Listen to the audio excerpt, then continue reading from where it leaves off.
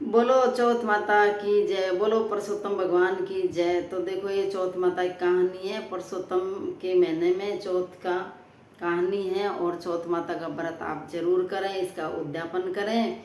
जैसे और चौथों का अपन उद्यापन करते हैं, व्रत करते हैं, इसी प्रकार इसका भी किया जाता है। तो आप जरूर करें। आइएगा कहानी सुनते हैं।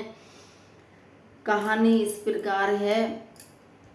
द्रौपदी जी और 5 पांडुए थे। 5 पांडु द्रौपदी जी को जुए में हार गए थे और उनको वनवास मिला था। द्रौपदी जी पांडु वन में चल दिए। वहाँ एक झोपड़ी बनाकर रहने लग गए। तो वहाँ पर वेद व्यास जी आए। 5 पांडु बहुत ही खुश हुए, हाथ जोड़ करके नहीं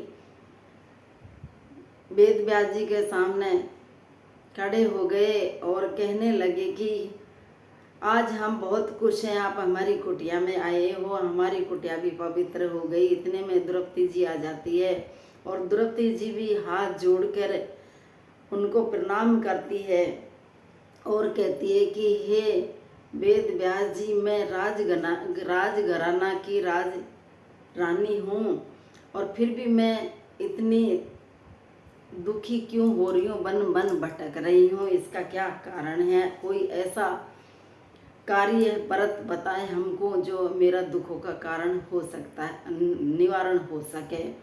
तब वेद व्यास जी ने कहा कि इस द्रौपदी जी, इस जन्म की कोई प्राप्ति नहीं है, आपके पिछले जन्म के कर्मों की प्राप्ति है।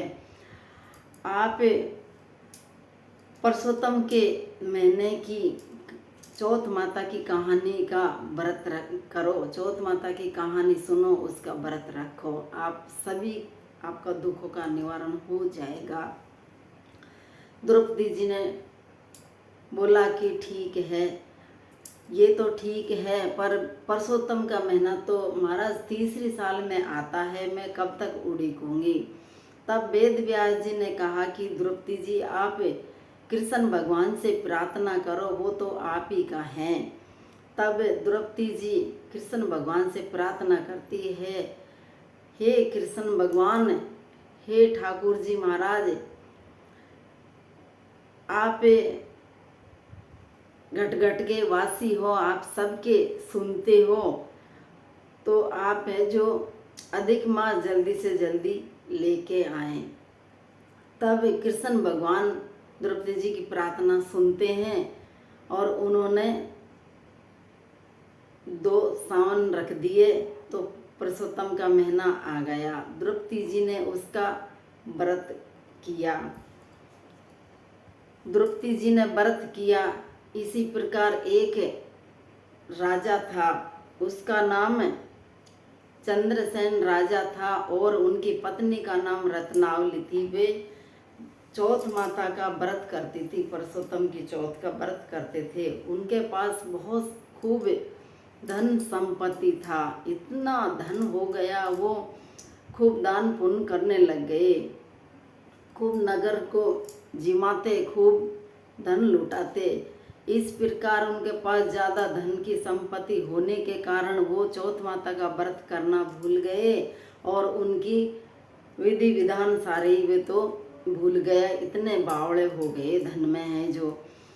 एक बार क्या हुआ कि उनका कोई कारण से धन संपत्ति सब हड़प लिए गए और वो एक वस्त्र में घूमने लग गए और अन्न के लिए भी तरसने लग गए। वो वन में गए तो जाते जाते एक चंडल्य नाम के ऋषि था, उसके आश्रम में वे चले जाते हैं और वहाँ जाकर के नहीं, वे चंडल्य महाराज जी के आश्रम में जाकर के नहीं उनसे कहते हैं कि हे महाराज, हमारा क्या दुखों का कारण है, हम वन इतना धन संपत्ति होते हुए भी हमारा इतने भटक रहे हैं, हम इतने हमारे दिन खराब आ गए हैं। तब उन्होंने चंडल्य महाराज जी ने उस देखा पिछले तब उन्होंने बताया कि करे ओहो, आप तो करे पहले चौथ माता का व्रत किया करते, आपके धन संपत्ति होने के कारण आप उनको बिल्कुल ही भूल गए। करे आप व्रत रखो, पुरुषोत्तम की चौथ माता का व्रत करो, उसका पूजन करो। तब वे चंद्रसेन राजा और रत्नावली जी बोले कि महाराज मैं तो कहीं कौन जाना, मैं तो सब कुछ भूल चुके हैं, पूजा की विधि विधान कुछ भी नहीं जानते। जब सैंडलीय राजा बोले कि करे सरोवर की तीर पे नाग कन्या इसका व्रत कर रही है, वो पूजन पाठ कर रही है, आप उसी में शामिल हो जाओ। तब चंद्रसेन राजा और रत्नावली जी वहाँ सरोवर की तीर पे जाती हैं। राजकन्या उनसे कहती हैं कि कहो महाराज कैसे आना हुआ। तब वे कहते हैं कि आप हमें भी पूजा में शामिल कर लो, लेकिन हमारे पास तो पूजा की सामग्री कुछ भी नहीं है। नाग कन्या कहती हैं कि आप इसी में से सामग्री ले, इसी में पूजा करो। तब उन्होंने सरोवर की तीर पे राजकन्या के साथ में उन्होंने पूजा करी, चौथ माता की कहानी सुनी और गणेश जी की पूजन किया, चंद्रमा जी को अर्घ दिया। और चौथ माता के देखो इसके गणेश जी की चौथ माता के मोदक का भोग लगता है और गुलाब का फूल छड़ते हैं, तो आप मोदक का भोग लगाएं। तब राजा ने और चंद्रसेन राजा ने, रत्नावली ने वहाँ विधि विधान से पूजन करा, व्रत किया, चंद्रमा के अर्घ दिया और भगवान से चौथ माता से प्रार्थना की। चौथ माता की कृपा से उनके कुछ दिन, थोड़े दिन बाद में ही उनके पहले के जैसे खूब ठाट बाट हो गया। हे चौथ माता परमेश्वरी जैसे उनको ठाट बाट किया राजा को, जैसे सब कोई को करे, कहते को सुनते कि अधूरी को पूरी करे, पूरी का प्रमाण देवे।